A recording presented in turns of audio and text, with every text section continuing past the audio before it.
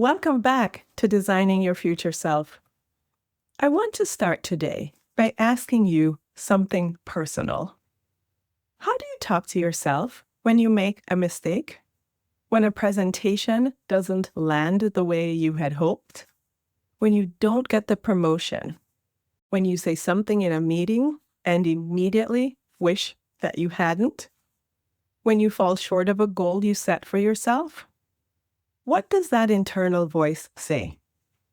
For many of the high-achieving professionals I work with, the answer is, it says things that they would never say to another human being.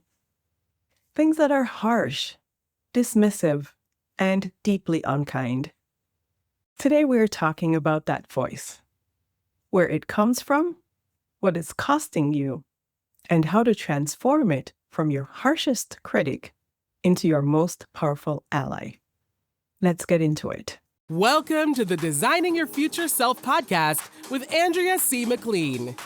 This is the space where people are inspired to take charge of their lives, embrace their authentic selves, and design a future filled with confidence, purpose, and fulfillment.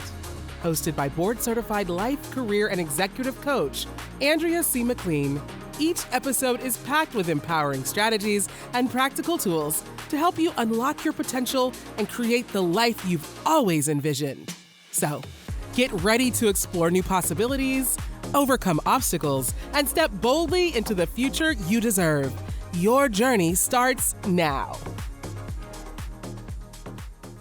Every professional has an inner critic.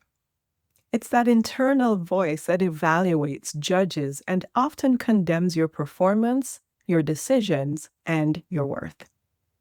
For high achievers, the inner critic is often particularly loud and particularly harsh, because high achievers set high standards, and every gap between standard and reality becomes fuel for self-criticism. Here's what's important to understand about the inner critic. It is not your enemy. It evolved as a protective mechanism.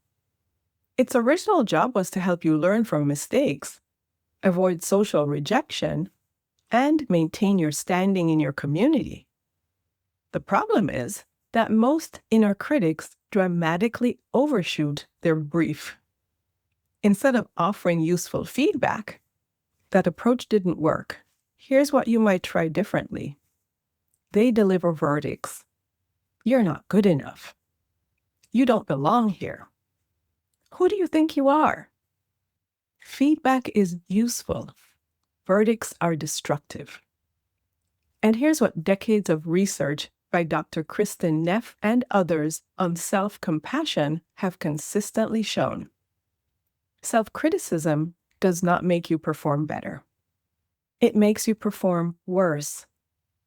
The inner critic that tells you you're not good enough is not motivating you to excellence. It is activating your threat response, narrowing your thinking, undermining your confidence, and making the very mistakes it's criticizing more likely to recur. Self-compassion, the alternative, has been shown to increase motivation, resilience, emotional intelligence, and performance. Being kind to yourself is not weakness. It is a leadership strategy. Let me address the most common misconception about self-compassion, because it is almost universally among the professionals I coach. Self-compassion is not self-indulgence. It is not making excuses for poor performance. It is not lowering your standards. It is not letting yourself off the hook. Self-compassion is treating yourself with the same kindness, understanding, and support that you would offer a trusted friend or a valued colleague who was going through a really tough difficulty. Think about that for a moment. If a colleague you respected came to you after a difficult presentation and said, "I completely failed. I'm terrible at this. I don't know why I even try." What would you say to them? You would not agree. You would not pile on. You would offer perspective. You would acknowledge what was genuinely difficult. and you would remind them of their strengths and their track record. You would help them identify what they could learn and how they could move forward. That is self-compassion, and you deserve exactly that same response from yourself. Dr. Neff's research identifies 3 components of self-compassion: self-kindness, treating yourself with warmth rather than harsh judgment; common humanity, recognizing that you struggle. Failure and imperfection are universal human experiences, not personal defects; and mindfulness, holding your painful thoughts and feelings in balanced awareness rather than over-identifying with them or suppressing them. In leadership careers, specifically, self-criticism shows up in 4 damaging ways. The first is the rumination loop. Replaying a mistake, a difficult conversation, or a perceived failure over and over, long after there is anything useful to extract from it. Rumination feels productive because it's active. It isn't. It is just suffering without learning. The second is the imposter amplifier. Self-criticism takes the normal experience of imposter syndrome and amplifies it into a conviction.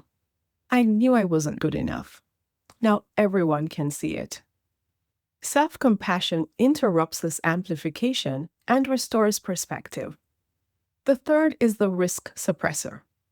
When past mistakes are met with harsh self-judgment, the brain learns, consciously or not, that taking risks leads to pain. Over time, this produces a professional who plays it safe, stays small, and avoids the visibility and bold moves that career growth requires. And the fourth is the energy drain. Self-criticism is exhausting. The mental and emotional energy consumed by an active inner critic is energy that is not available for creative thinking, strategic leadership, meaningful relationships, or bold action. Here are 4 practical tools for turning self-criticism into self-compassion. Tool 1, the compassionate witness. When you notice your inner critic activating, ask, what would I say to a friend in this situation? Then say that to yourself, out loud if you can. The shift from harsh judgment to compassionate perspective often happens immediately when you change the person that you're addressing. Tool 2, the learning reframe. Instead of I failed, ask, what did I learn? Instead of I'm not good enough, ask, what would help me grow in this area? This is not denial of the difficulty. It is a deliberate redirect from verdict to learning, which is where all the value actually lives. Tool 3, the common humanity reminder. When you are in the grip of self-criticism, it feels deeply personal and deeply isolating. Remind yourself, every leader I admire has made this mistake or one very much like it. Struggle is not a sign of inadequacy. It is a sign of being human and of trying something that matters. And tool 4, the self-compassion pause. When you notice self-criticism activating, pause. Take 3 slow breaths. Place your hand on your heart if you're comfortable doing so. Research shows that physical warmth activates the self-compassion response. And say silently or out loud, this is hard, I'm doing my best, I am enough. Those 3 sentences. That is the self-compassion practice in its most distilled form. Here's your assignment this week. When you notice your inner critic speaking, pause. Write down what it said. Then rewrite it as what you would say to a friend in the same situation. Notice the difference, feel the difference, and choose the compassionate response, not because you're letting yourself off the hook, but because you deserve the same kindness that you so readily extend to others. The Promotion Ready Leader Workbook includes mindset work that directly addresses the self-limiting stories and inner critic patterns that block promotion readiness. It's $47 and the link is in the description. Subscribe for episode 11. Next week, we're talking about letting go of should and embracing can. I believe in your future self. See you next Wednesday.